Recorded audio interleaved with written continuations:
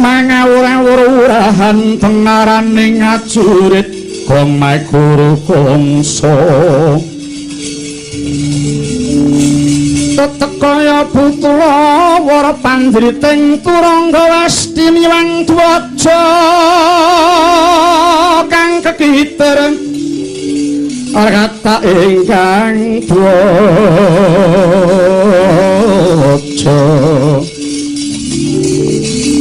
dwaja lalayu sepit wah kula nyuwun man kula kang putra Drisasana cemadhang dawuh menapa ingkang dipun rembak Kanjeng Rama dalah Kakang Prabu wonten ing pendapi kula wau man kula aturi mbabari kang putra panenggak Kurawa pun Dursasana lho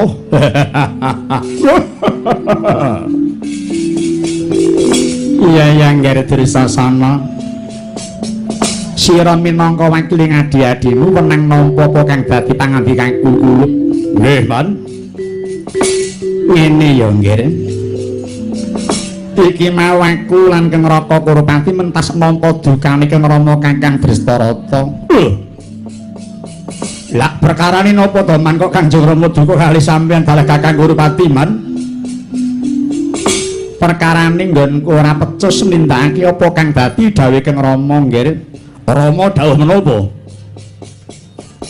rikala semana Kang Rama dawuh marang aku supaya aku bisa mateni Kunti sak anak-anake kuwi dawuh Kang Rama mulane Kunti sak anake kudu mati awit kuwi mujudake petalang tumrap kamulyaning Kakang Drestarata lan para Kurawa kabeh yen Pandhawa lan Kunti ora mati ora urung dadi racun tumrap uriping Kurawa Dursasana mongko kowe ngerti dhewe kurangane apa oleh Kumbudidaya mateni Kunti sak anake nganti tak rewangi aku kongkonan abdi undhake si Puracana gawe bali sing gampang kobong uga wis kelakon tak obong balene mau pamrih dimene mati si Kunti lan Pandhawa mateng ning tengahing alas pramana koti sing gawe bali mau nggih jebul sing mati kobong mau dudu Kunti lan Pandhawa jarine Nyai Randa saka tanah Nisada sak anake caca 5 lanang kabeh waduh Gusti nyuwun pangapura wah tiwas mayite dikubur ning makam pahlawan man dislompreti ditambur nganggo salvo bar jebul bangke kere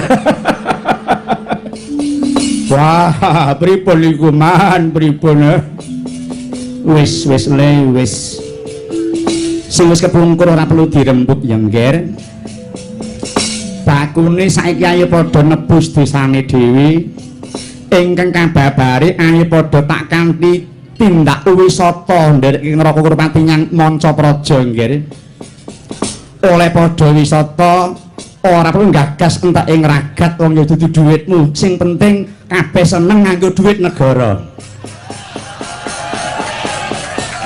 wah ora mikire kalau malah do plesir dhewe-dhewe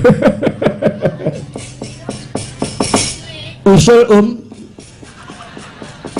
arep usul apa Dermagati khusus untuk Sengkuni mohon diperhatikan arep napa bocah iki kula niki nggumun setahun jembleng serendeng nek gagas kelakuan sampeyan niku kok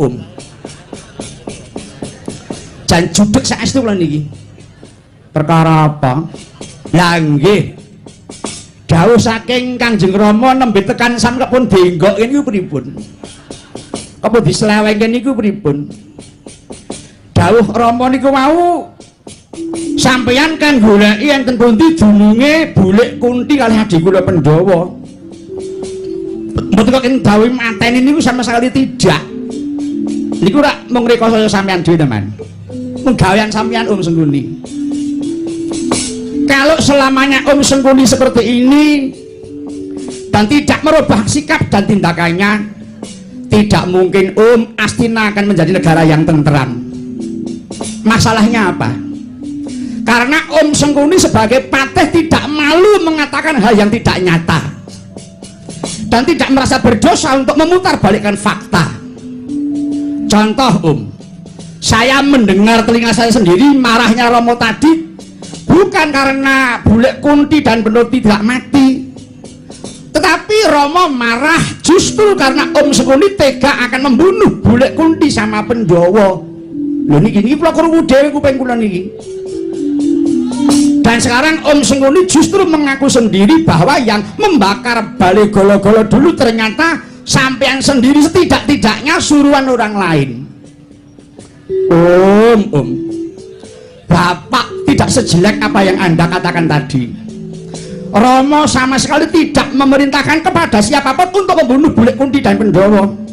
Itu rekayasa sampean sendiri Om. Sampean punya perhitungan.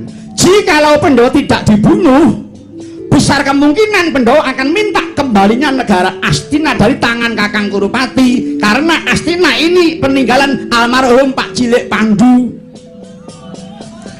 Kalau terlaksana kekuasaan Astina ini di tangan Pendowo, lah sampean takut dipecat oleh Pendowo sehingga Om Sengkuni kehilangan jabatan sebagai patih Astina, tempat yang basah itu. Ya toh? Terima ganti kula Om, tembungmu sing keri mau salah besar, ora bener le. Lah kok aku diarani wedi kelangan jabatan ki kena nek cah pekok kowe iki. Apa kowe ora mudeng yen Allah tanpa rupa, aku ki ya anak ratu lho Dur, anak ratu aku iki. Upama aku gelem dadi ratu, jabatan patih iki panganan apa kuwi? Sebabnya pokok aku harus di ratu. Lah sebabnya rakyatnya ora doh milih sampeyan. Lah niku sing jelas. Mulane mboten milih sampeyan sebab rakyat Ploso Senar mboten seneng kali tekon sampeyan niku Sampeyan niku mpun kondang wong sing seneng merendahkan orang lain. Tidak pernah menerima saran dari orang lain, merasa paling pandai sampeyan niku. Sepertinya negara ini akan digenggam sendiri. Maaf nih Om, roman muka sampean niku sudah menunjukkan bahwa Anda itu orang yang licik dan mentolo. Niku roman muka sampean niku.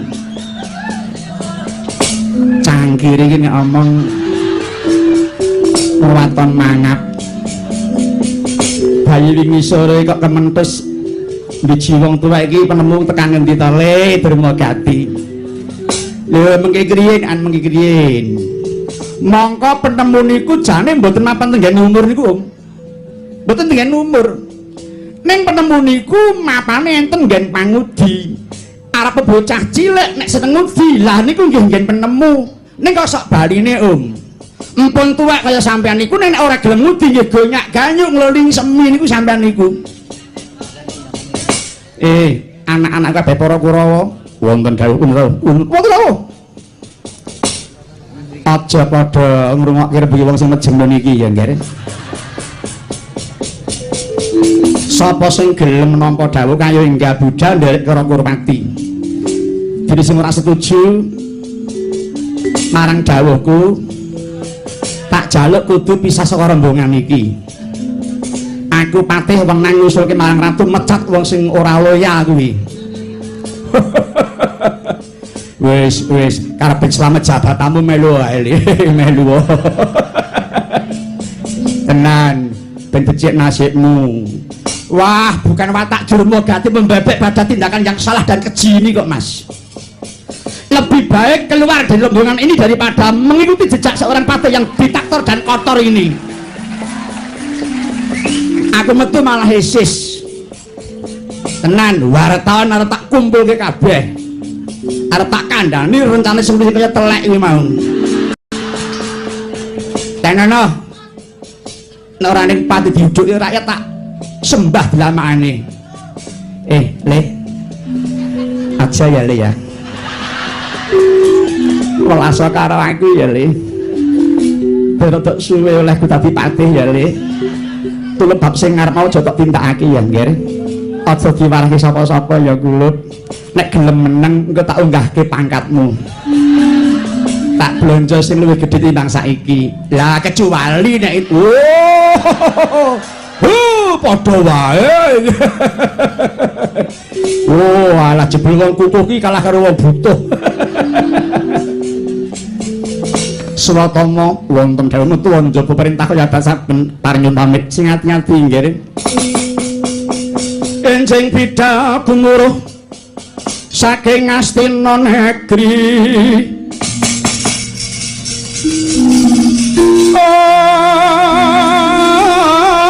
Kung ingkang Puswapra busananira lir surya wedalira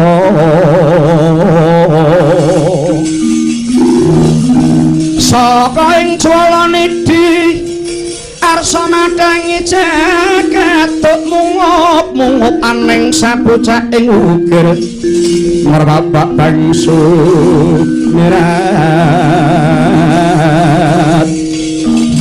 sena soroting surya nampek negolan gunung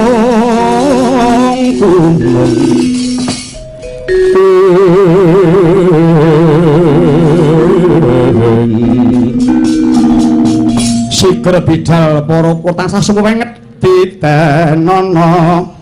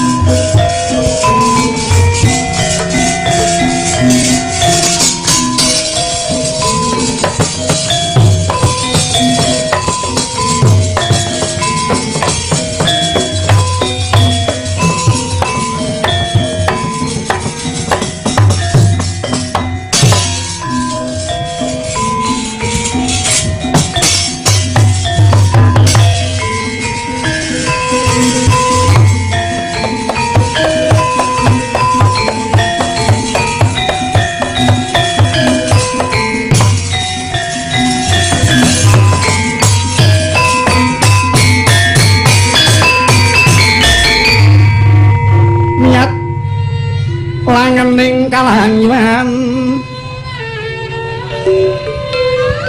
paglar pandamun jaran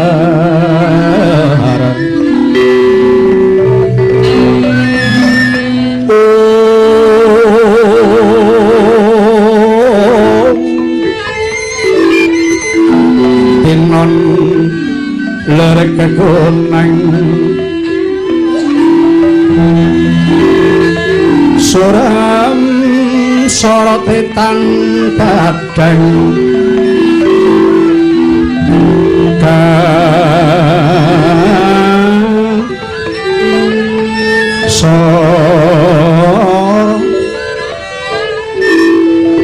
lan pajaring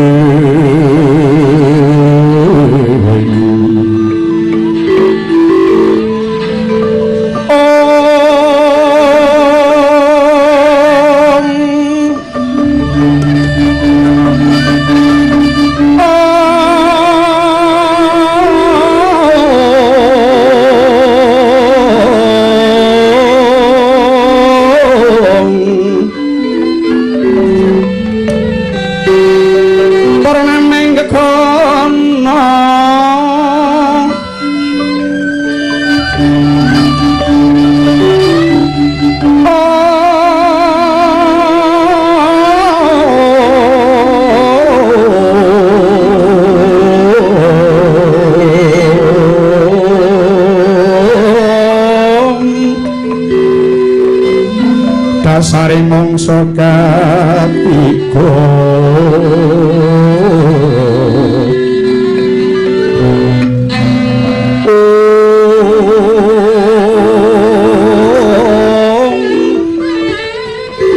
Bimo hanawang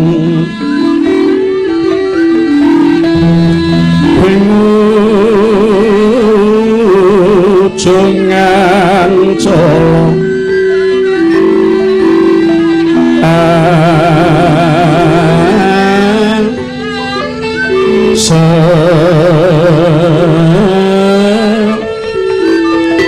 lan karya wigana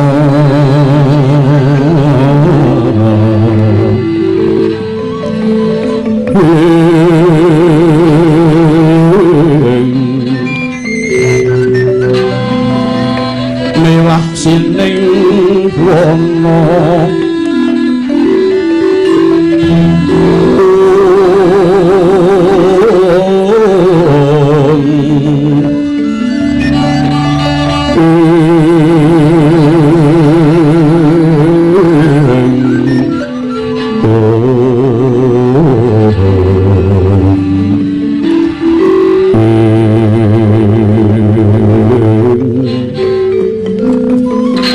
sokung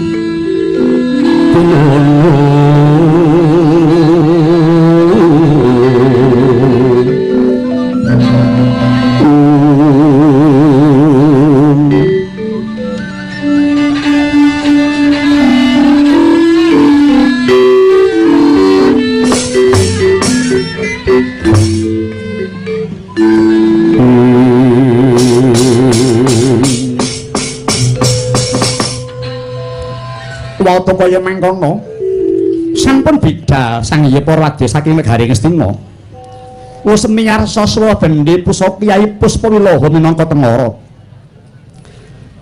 ketina gegancangan kang sumumaksana labet nestuti dawing sang mantri muka sajuri-juri denyel makuran Pak Runtut Anut Rawangi Cinandra Pindha Sekari Nunci Abra Puspa Busanalira wadya kanoman datan kajornan kang agem jambon katingal tanggon miji pinilih busana putih sara geni tangguh tan mingkuh saguh ndhatake ing kewuh prajurit batang rumagan kang nyandang pedhang sing negara Pusprigel hayu kelgodo kasambung prajurit mandung panongso ngagung kinapit sangkren nyang merta lulut penewi mantri wis miranti luwih jejar katingal gelar panyutra keparasta nirbaya angasta dwaja parang tak orang tek kaparak unggul-unggul samya pinanggul lan mastran penjawat kanan wedana penumping penjawat kiring waneh-waneh titianing para prajurit inggih dipanggo turangga miyang wahana rata Siliget biling Palajo gandha kang winus ing mangkedatan kadikang mungguing nagari Eka Cakra. Ing nagari Eka Cakra sang Yaksendra kang lenggah hanaglah lamun ngandikan gumeluduk yayah guntur ing akasa.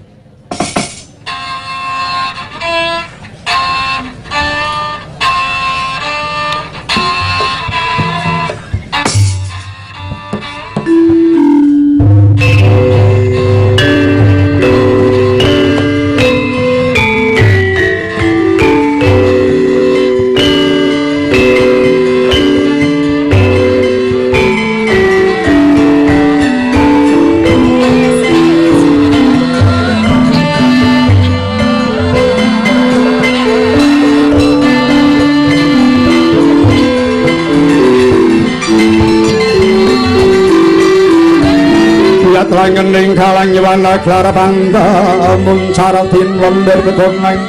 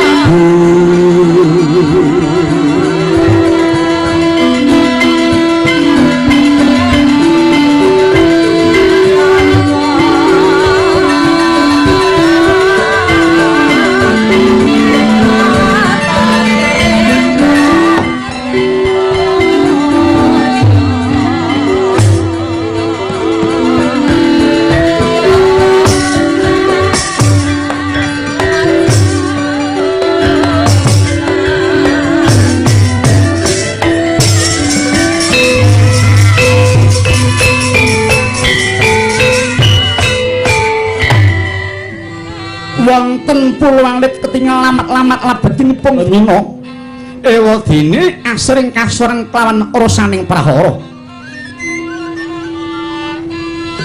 amung wonten gumu alitinipun kekayon ijem hawi celaka numbul wening ing riku nenggih dununging kedaton Eka Cakra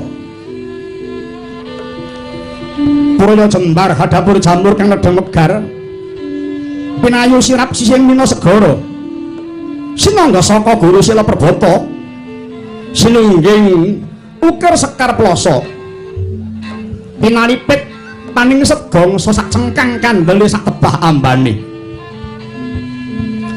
talundage tinatah tinaturung nggo dinaris pinggir ginambaran das Banaspati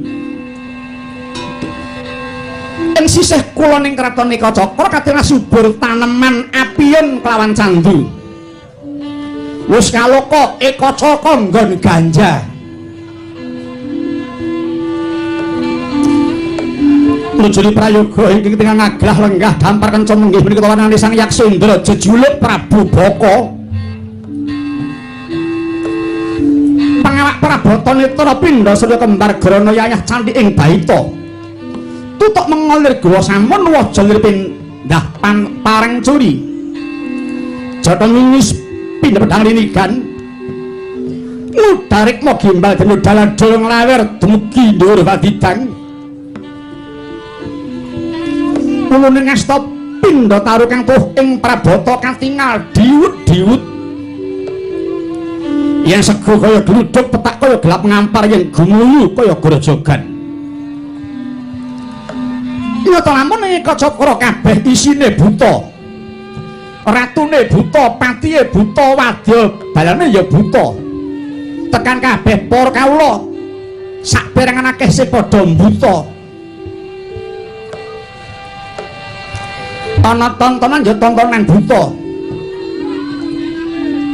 wayang wong buta ketoprak buta dangdut buta ana wong wayangan kabeh yagane buta sindene buta wedok dalange Pak To. Lenggahing Sang Yaksendra ing mangke kahadhep dhateng Porabdi. Usmanyo nggih Lurah Tejo nggih Lurah Togog. Sumambet nggih. Nyai Mban Kinasena Mban kepet mega. Ing gawe andhar Sang Hyang para yaksa ingkang samya sowan. Pating glereng, pating glero, pating prengongoh, pating prengongo. Ana buta kang ngendelake marang katiyasan ketitik ngumbak ngumbulake watu sak gerdu gedene. Tumiba tilapa sirah pecah kapisan punang sela. Waneh-waneh sing para yaksa sami ngabiyantara mung cumadhang marang sadring Sang Prabu Bapa teka mangkono. Ujring pangandika Sang Prabu Bapa.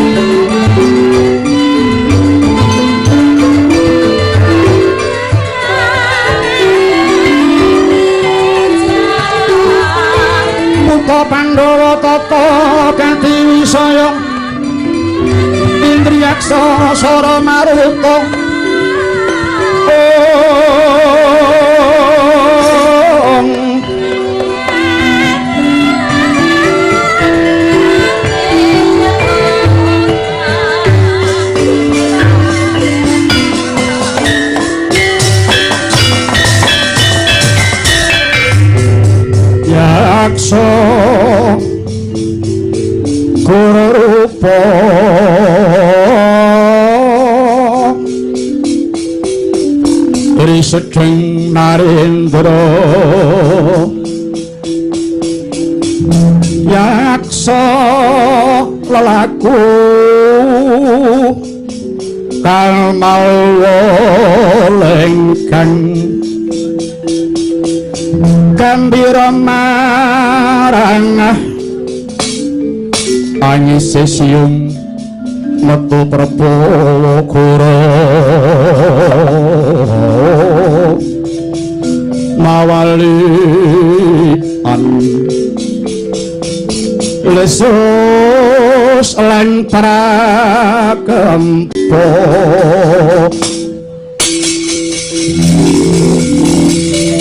betya turpa rasa para trirut yo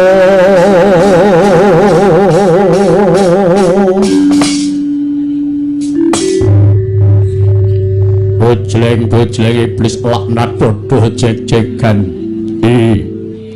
mengko tata gop kula wonten dawuh sinuwun animbali abdi paduka kula pun teja mantri wis winatara telung dina ing Sunaradharga sabab Resi Jrapa Lirwaga kula nuwun sewu paduka paring dawuh Resi Jrapa Lirwaga menika perkawis menapa to sinuwun kudune iki gilirane Jrapa ngaturake daharan kanggo jeneng ingsun kang arupa beras sak pedhati lan lawuh menungsa siji ning pagine yoga nganti trihari kalenggahan iki dheweke durung katon nyuwanake kang dadi tanggung jawabe go kepareng matur suwun iya piye Mbok inggih sampun dipun punggul semanten kemawon anggen paduka remendhah menungsa ta sinuwun. Langkung-langkung ingkang paduka dharem menika kawula paduka piyambak. Menika mangke lajeng kados pundi awak ing jagat dhateng paduka ingkang sinuwun. Paduka menika Narendra sing kudune ngayomi keselamatan para kawulane. Budidaya murih kecukupan kebutuhane para kawulane lha kok malah didhahar dhewe niku pripun menawi anggen paduka ndawahaken nurak dhumateng para kawula Kacakra mboten dipun tunggal dumugi semanten mboten mokal tumuli telas kawula ing Kacakra menika sinuwun Togok wonten dawuh kowe isih kerasan melu aku Gok Langge tasih yen isih kerasan nderek aku kowe aja pisan-pisan duwa marang karepku lan aja mancah kang dadi pekaramanku Gok moka Togok lali marang watakku aku moh duwe abdi sing ora manunggal marang rasaku Gok menika wau namung ngadhapur pemut kok sinuwun pekaraman nedha rencangipun piyambak napa kawanipun piyambak menika mboten sae lho sinuwun. Ewadene kula mutaken mboten krasa la inggih namung sumangga kemawon. Tiyang nandur badhe ngunduh utang badhe nyaur kok sinuwun. Jaksa Trura kagiri-giri Genyelir Prabata wabang kawagara mangluh mungsuh haminto lawan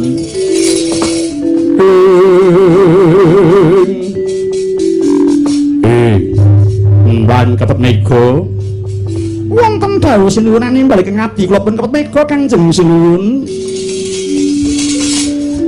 iki daharan kurandhat 3 dina yen pancen iki rak dadi kewajibanmu sabab kowe kang laladi daharan kanggo jeneng ingsun kepet mega mula kang saka iku diagi sira budhal marang Manahilan ketemu kelawan Jrapa takon kepiye karepe Resi Jrapa yen pancen dheweke jarak nglirwakake dawuhku aja takon desa wong sak Manahilan bakal tak pangan kabeh mriki ngestakaken dawuh kula pamit pasal pasukan terus niwun mangsa Buruh Mega aja kaya bocah cilik Togok wonten dawuh ayo tinggal pemanut ilaku ning Kepet Mega semangga kula dherekaken sinuwun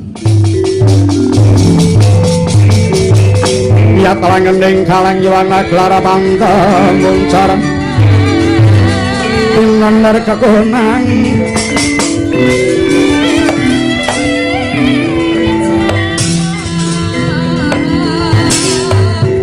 sureng sorotetan kadang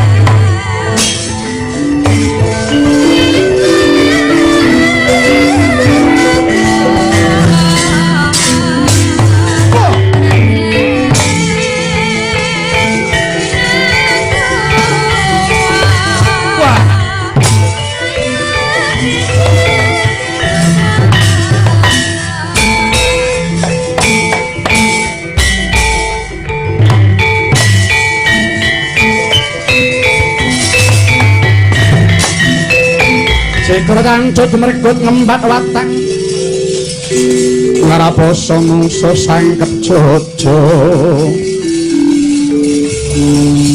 kantaran pausayekti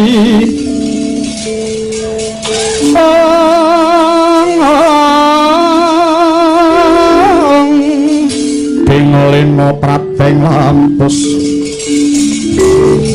sirna madyaning pelukun waduh durung adoh nggon kula maku kepethuk wadya bala saglares papan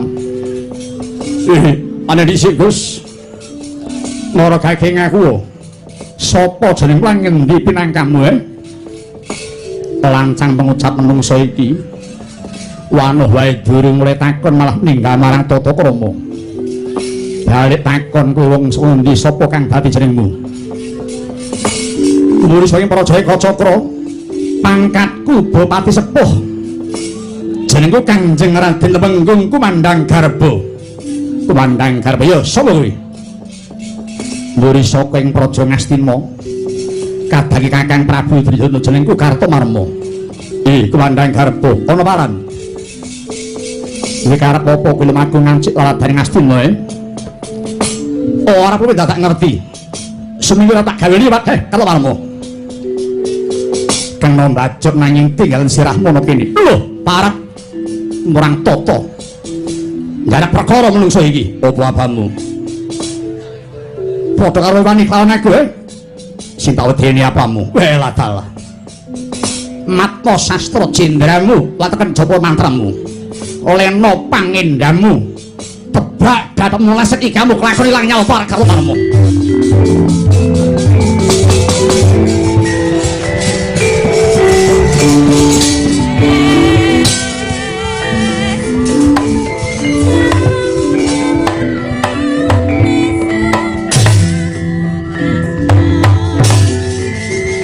Sikra kang bala tumingal wah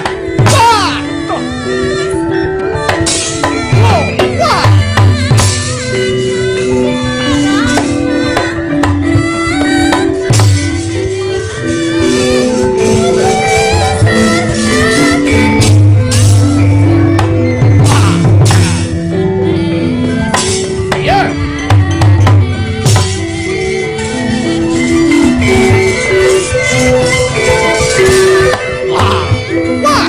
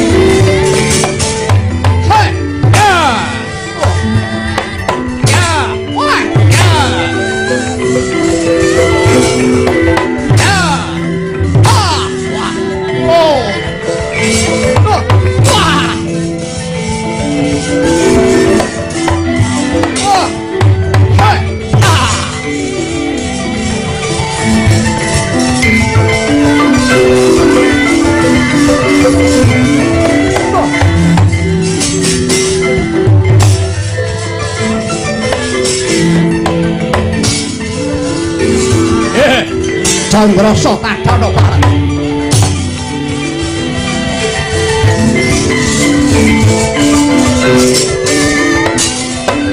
Awas. Ya. Oh. Wah. Oh. Wah. Wah.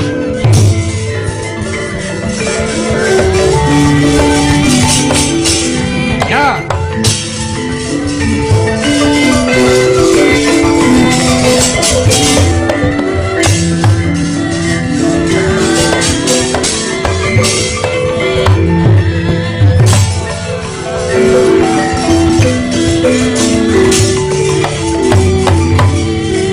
Alas. Boy. Ya. Ya. Wah. Ah. Wah. Honto. Wah. Itu. Ayo.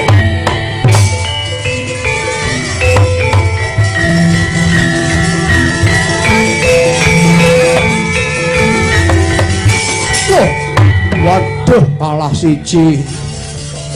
Mundur, gotong. Ayo, maju. Yeah.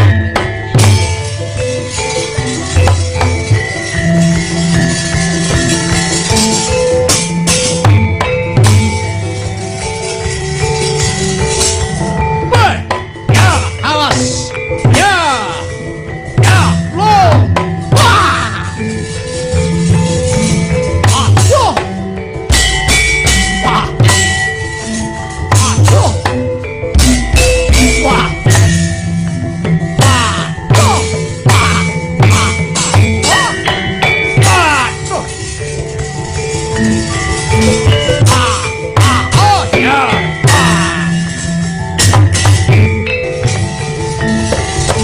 Wah. Duh, ya. Arang keranjang Tatu Barat. Hei. Ha. Wah.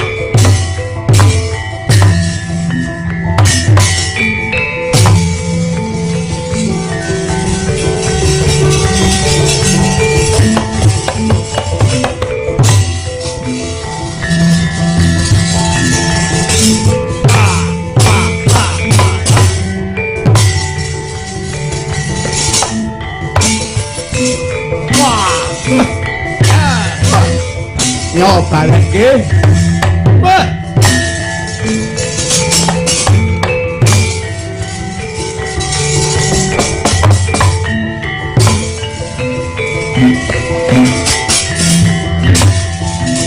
Hei. Ya. As. Ajur wanang. Oh, aduh mati aku. Wah. Aduh.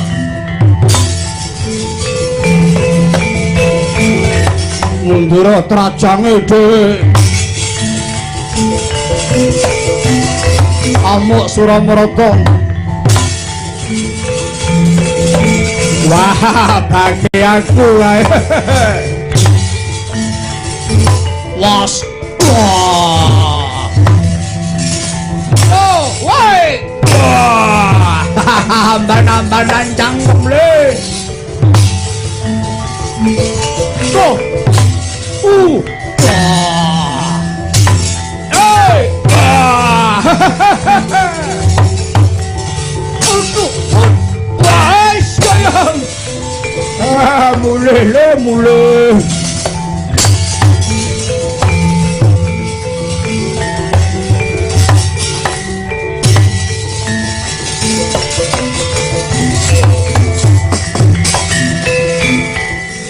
Kasebatan pangajakku nanging kok nganti dadi Bandayuda iki perkarane apa to para Kurawa lan ngerpo dateng Bandayuda para Kurawa.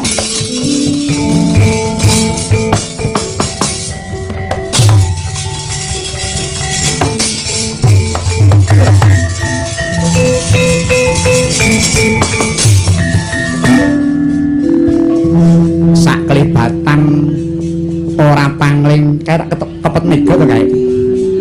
Weh wadalah. Iki seling surut anakku kurae kepet mega.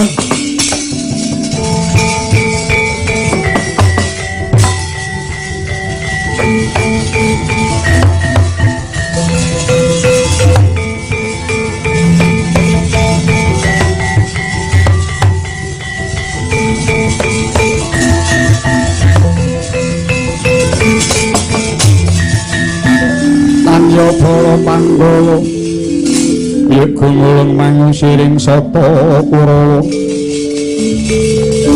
kambah kongke Suragati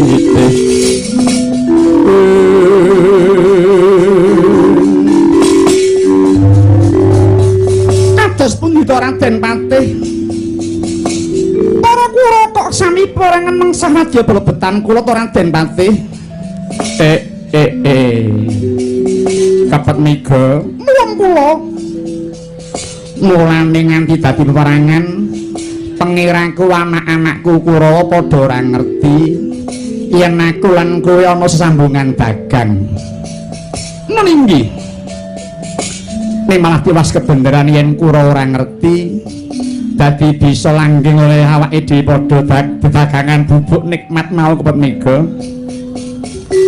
jalaran yen nganti diweruhi ora-ora ngaku digantung guluku dening Kakang Drestarata kepet mega meninggih Raden Patih piye apa kowe iki ya nggawa dagangan meninggih beto Raden namung sekedhik ning ora mundhak regane inggih dereng Raden kawula muda Ngastina ketoke ya wis akeh kang padha nyambu karo daganganmu bubuk nikmat mau kepet mega syukur bagi Raden bingah manah kula bilih para muda Ngastina inggih sampun sami purun ngunjuk apiun lakar menika ingkang kula pikajengaken supados para muda sami saged nggathok anggenipun nginum candu kersanipun saya wuwuh kathah anggen kula ngaturi jeneng Raden Patih iya bener karo maneh upama kawula Ngastina ki rusak kuwi tak dudu kawulaku aku wong Plasa Jenar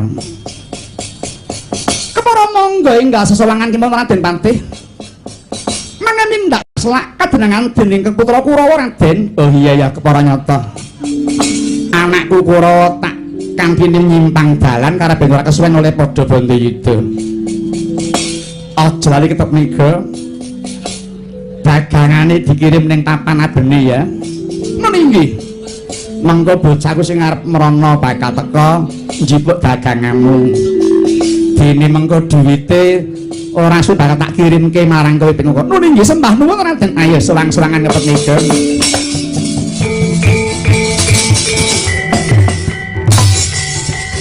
para kura nyimpang dalan ayo nyimpang dalan ayo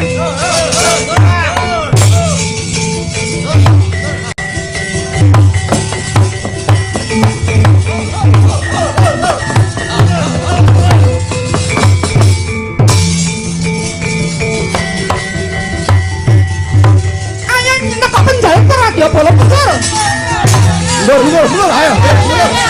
ayo mundur ayo mundur